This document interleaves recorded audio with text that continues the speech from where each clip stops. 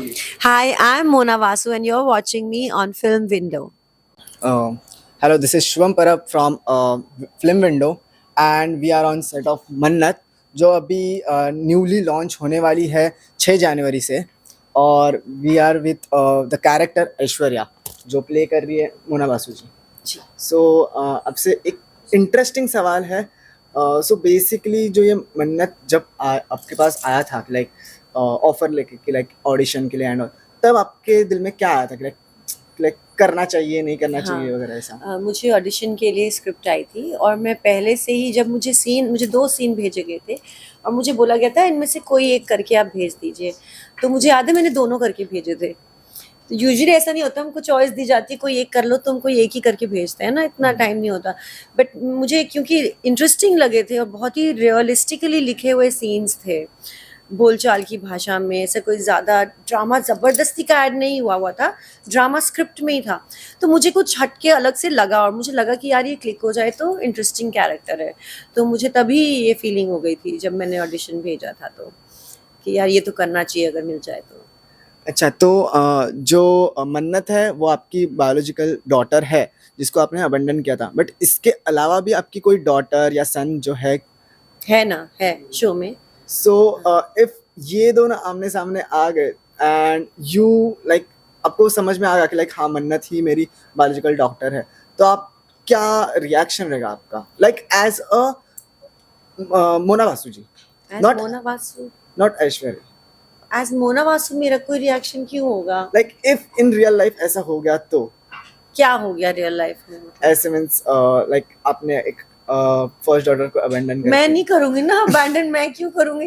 मतलब मैं बिकॉज आजकल बात तक बिल्ली का बच्चा नहीं अबैंडन कर पाई तो मैं इंसान का बच्चा क्या करूंगी abandon? Because as a Aishwarya देखा जाए तो राइटर ही डिसाइड करेंगे।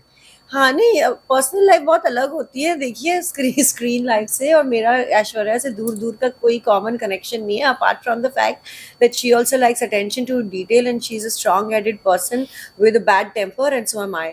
सो यू नो, तो मेरा यही कॉमन कनेक्शन है ऐश्वर्या के साथ, बाकी हम में कुछ नहीं मिलता है।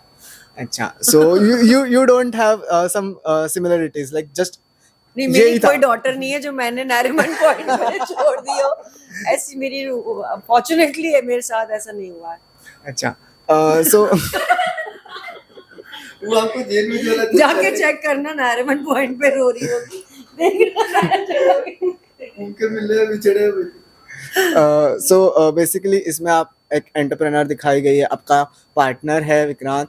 तो आप दोनों जब पार्टनर हो आप दोनों के थॉट्स में कुछ डिफरेंस है क्योंकि देखा गया है कि आप जैसे मन्नत को ट्रीट करते हैं वैसे विक्रांत बिल्कुल नहीं ट्रीट करता, वो बहुत अपोजिट ट्रीट करता है। तो वैसे इन पार्टनर में भी कुछ ऐसा है क्या? हाँ, नहीं, बहुत डिफरेंसेस हैं हम दोनों में और ये नया पार्टनरशिप है तो वो भी हम एक्सप्लोर करेंगे। But Vikrant is a very righteous person, you know, उनका एक वैल्यू सिस्टम है जिसको वो ऐसे ही ब्रेक नहीं करते हैं, और मेरा तो वैल्यू सिस्टम वॉप्ड है। मतलब मैं अपना जो मुझे चाहिए कि मेरा ये डिज़ायर्ड रिजल्ट है, वो डिज़ायर्ड रिजल्ट मुझे कैसे मिलेगा, ऐसे नहीं साम दाम दंड भेद जिसे कहते हैं।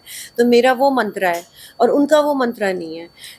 वो हर इंसान को उस नज़रिए से नहीं देखते जैसे मैं देखती हूँ। एज ऐश्वर्या मेरे लिए सब बहुत इंपॉर्टेंट है कि कौन किस बैकग्राउंड से आ रहा है, कौन कौन से घर में रह रहा है, किसके पास कितने पैसे हैं।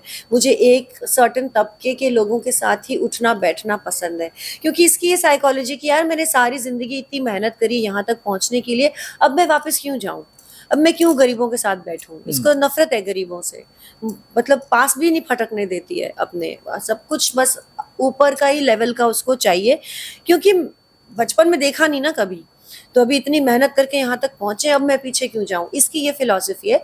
जबकि विक्रांत के साथ ऐसा नहीं है, वो पैदा ही अमीर घर में हुआ है, वो इस तरह से सोचता नहीं, वो हर इंसान को इंसान की तरह से देखता है, उसके टैलेंट की कदर करता है।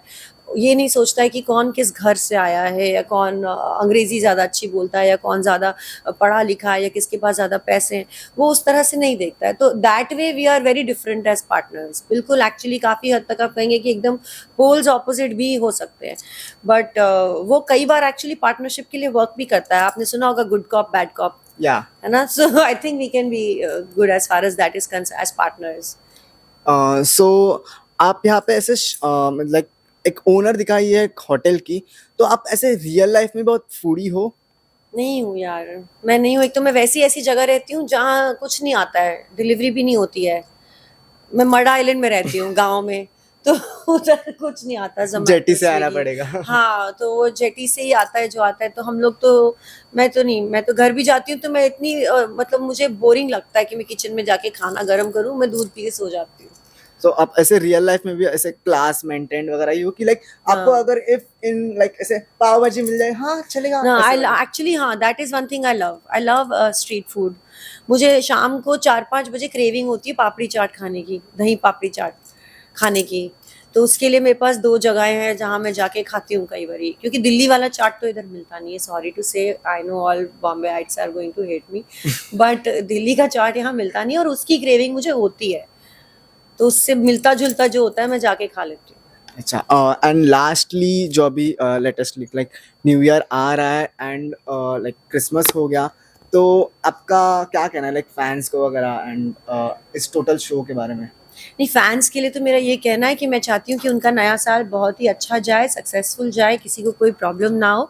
और मेरी उनसे रिक्वेस्ट है कि हमने इस साल जो है इस शो पे काम करना शुरू किया है, बहुत मेहनत से, बहुत प्यार से हम ये शो बना रहे हैं और थोड़ा अलग बनाने की कोशिश कर रहे हैं। तो प्लीज़ इसे अपना समय दें, अपना प्यार दें, और हमें अपना फीडबैक भी दें, और प्लीज़ हमारा शो देखें 6 जनवरी से Monday to Friday 10 PM। Do watch Mannat 6 जनवरी से 10 PM को। एंड मैम एक थोड़ा